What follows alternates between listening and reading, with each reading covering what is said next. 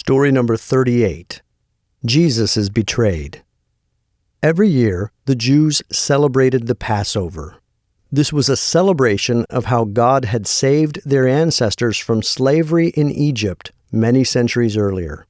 About 3 years after Jesus first began preaching and teaching publicly, Jesus told his disciples that he wanted to celebrate this Passover with them in Jerusalem, and that he would be killed there.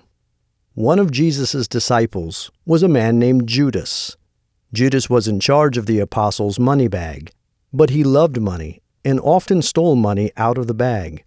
After Jesus and the disciples arrived in Jerusalem, Judas went to the Jewish leaders and offered to betray Jesus to them in exchange for money. He knew that the Jewish leaders denied that Jesus was the Messiah and that they were plotting to kill him.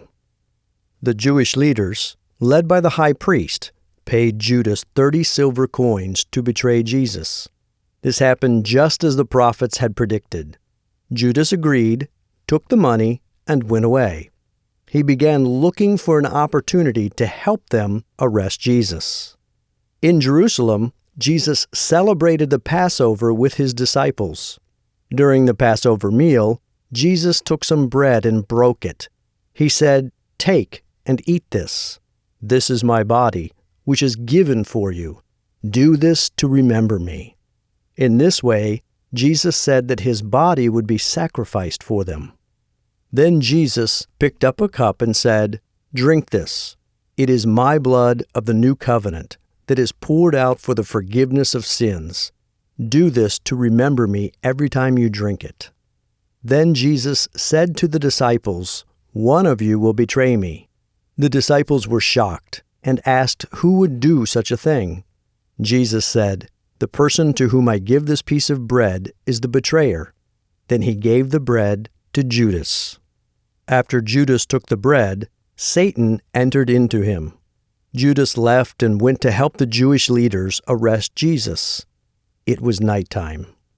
After the meal, Jesus and his disciples walked to the Mount of Olives. Jesus said, "You will all abandon me tonight. It is written, 'I will strike the shepherd, and all the sheep will be scattered.'"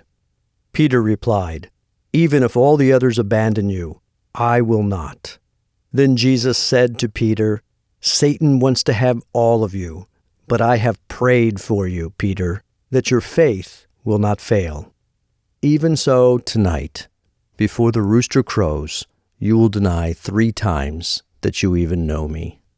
Peter then said to Jesus, "Even if I must die, I will never deny you." All the other disciples said the same thing. Then Jesus went with his disciples to a place called Gethsemane.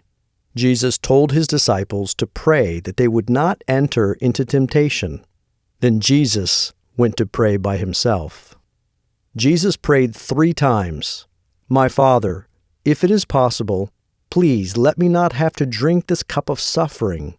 But if there is no other way for people's sins to be forgiven, then let your will be done." Jesus was very troubled, and his sweat was like drops of blood. God sent an angel to strengthen him. After each time of prayer, Jesus came back to his disciples, but they were asleep. When he returned the 3rd time, Jesus said, "Wake up. My betrayer is here." Judas came with the Jewish leaders, soldiers, and a large crowd. They were carrying swords and clubs. Judas came to Jesus and said, "Greetings, teacher," and kissed him. This was the sign for the Jewish leaders to know whom to arrest. Then Jesus said, "Judas, do you betray me with a kiss?" As the soldiers arrested Jesus, Peter pulled out his sword and cut off the ear of a servant of the high priest. Jesus said, "Put the sword away. I could ask the Father for an army of angels to defend me, but I must obey my Father." Then Jesus healed the man's ear. After Jesus was arrested, all the disciples ran away.